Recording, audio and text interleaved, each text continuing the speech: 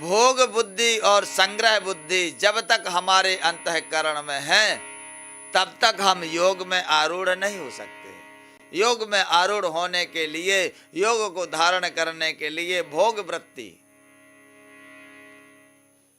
संग्रह वृत्ति, इन्हें दूर करना होता है। इन्हें दूर करने का उपाय यही है कि जो हमें मिला है उसे हम प्रकृति की सेवा में लगा दें।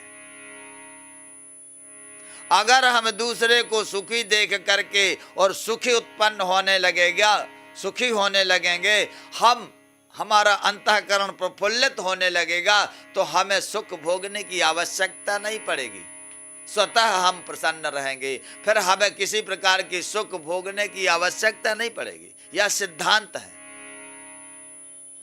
जब तक हम दूसरे को देख करके प्रसन्न नहीं होते, कब हमें दूसरे को देख करके यह इस प्रकार के सुख भोग रहा है और मैं भी इस प्रकार के सुख भोगने का प्रयत्न करूं, तब हमारे अंतःकरण में इच्छाएं जागृत होंगी, कामनाएं जागृत होंगी। अगर हम उसे देख करके प्रसन्न होने लगें और मन में विचार करने लगें कि इसकी तरह सभी प्रसन्न रहें, तो आप उसकी प्रसन्नता में, उसके सुख में आपका अंतःकरण यदि प्रफुल्लित हो गया, तो आपको सुख भोगने की आवश्यकता नहीं पड़ेगी। आपको जो सुख वह भोग रहा है, उससे चौगुने सुख का अनुभव आपको स्वतः होने लगेगा। फिर आपको सुख भोगने की आवश्यकता नहीं पड़ेगी। यह सिद्धांत है। तो कहने का तात्पर्य कि कर्म योग में आरूढ़ होने के बाद में ऐसा मन बन जाएगा आपका। कर्म योग के माध्यम से, कर्म योगों के सिद्धांतों को जिस समय आप अपने अंतःकरण में उतारेंगे, आपके सारे काम ऑटोमेटिक होते रहेंगे। आपका मन ऑटोमेटिक प्रसन्न होता रहेगा। भोगों से रुचि हट जाएगी, संग्रह वृत्ति हट जाएगी। क्यों?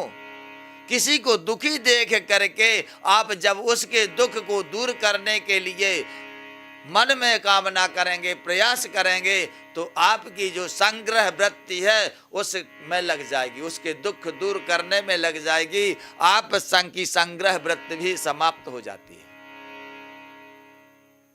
संग्रह वृत्ति तब तक है जब तक तुम अपने स्वयं सुख भोगना चाहते हो, अपने दुखों को स्वयं दूर करना चाहते हो, तब तक है।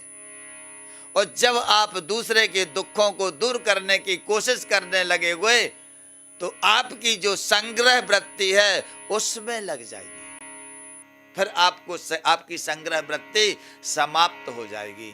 तो भोग वृत्ति भी समाप्त हो जाएगी, और जब संग्रह वृत्ति भी समाप्त हो जाएगी, तब तुम बन जाओगे भूतात्मा। फिर आपको दुखी होने की आदत नहीं होगी। सदैव आपका मन प्रसन्न होता रहेगा।